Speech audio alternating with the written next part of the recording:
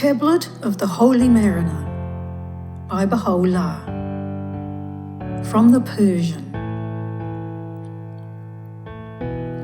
He is the foreigner, the Persian, the Iraqi. When the passengers on the divine ark had clung to one of the names, with the permission of the Holy Mariner in the pre-existent vessel, then did it set sail upon the sea of names. They traversed the stations of limitation so that they might make for the Yemen of the powerful sovereign of oneness, arriving at the shore of divine unity. Thus might they drink from the chalice of transcendence. Indeed, by the aid of the Lord, that eternal ark set sail upon and plied the spiritual waters of wisdom. Then they reached a place where the name, the Still, became dominant over their course, so that the ship of the Spirit was becalmed, unable to move. At that moment, the impregnable command of the Lord descended from the holy and everlasting heavens. The mariner of eternity was ordered to teach a single letter of the hidden word to the people of the ark. Thus did they, by the succour of the unseen, pass through the valley of psychological bewilderment and arrive at the great court of spiritual unity, attaining the Mount Kaf of eternal life and the presence of the Lord of souls. When the people of the ship attained to the word of the spiritual friend, they were immediately filled with meaning and soared into the sacred sky. By the divine grace and mercy, they passed beyond the peaks of carnal desire and the deepest levels of negligence and blindness. At that moment, the breezes of paradise wafted upon their bodies from the sanctuary of the All-Merciful. After they soared in the heavens of divine nearness, they traversed the spiritual stations in the place of safety and security. Finally, they halted at the homeland of lovers. The inhabitants of this station arose to serve them and show them kindness. The immortal attendants and the holy servers poured ruby wine liberally. Intoxication with the wine of divine knowledge and the cup of eternal wisdom induced such love and distraction that they escaped from their own being and that of existing things.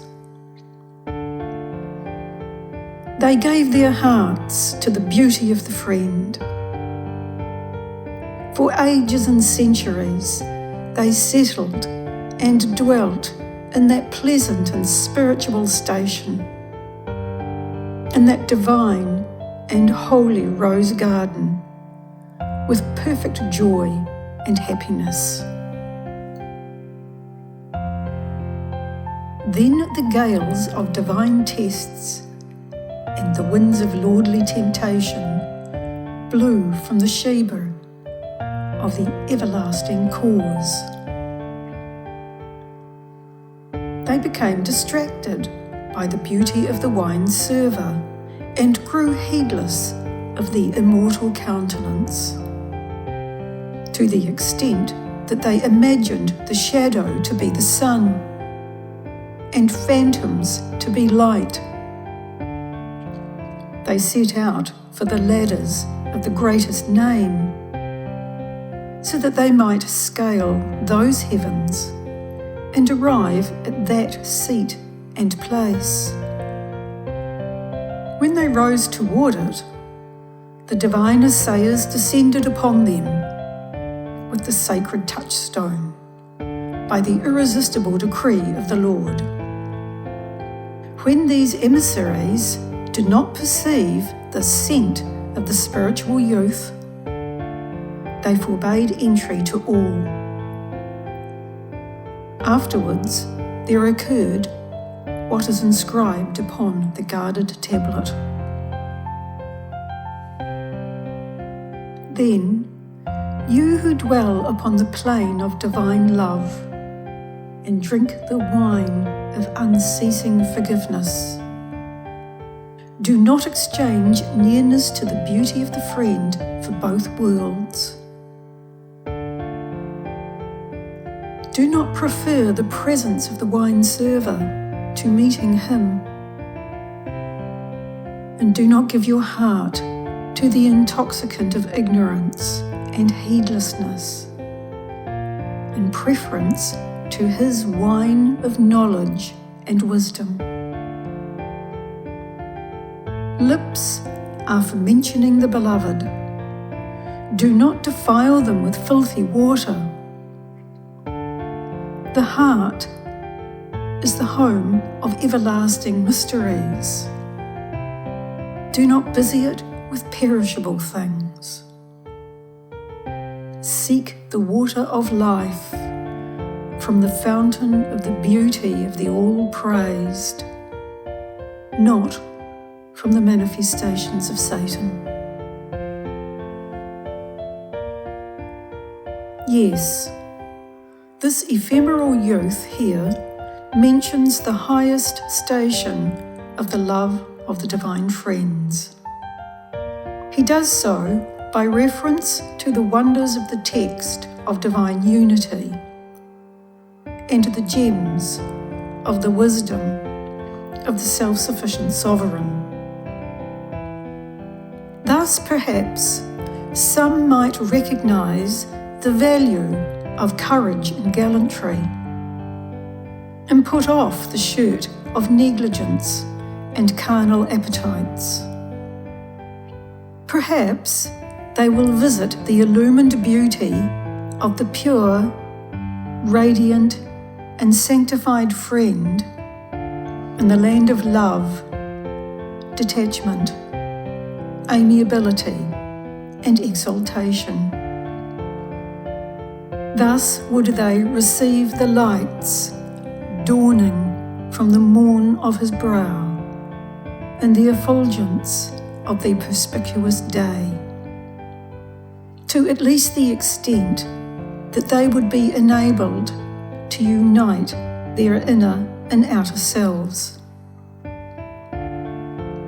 We have passed beyond the loftiness of abstraction, the sublimity of divine oneness, the ultimate recognition that God is above all attributes, and to the most great sanctification. Now, they must put forth their utmost effort and give their unswerving attention, so that their inward secrets not be contrary to their overt behaviour, nor their outward deeds at variance with their inner mysteries. We have traversed the stage of expending the self for others. Arise to expend justice and fairness upon the souls that pertain to you. In the end, however, you prefer the cloak of carnal longing and desire to the robe of divine benediction, and you exchange the song of the nightingale of immortality for the disagreeable croaking of death that issues from the throats of the hateful and rebellious. How miserable a trade you make! We are from God, and to Him do we return. God willing, we maintain the hope that the immortal temples of glory shall, through the adornment of holiness and the divine attributes, appear illumined, gentle, pure and undefiled like the eternal sun. This is not difficult for God.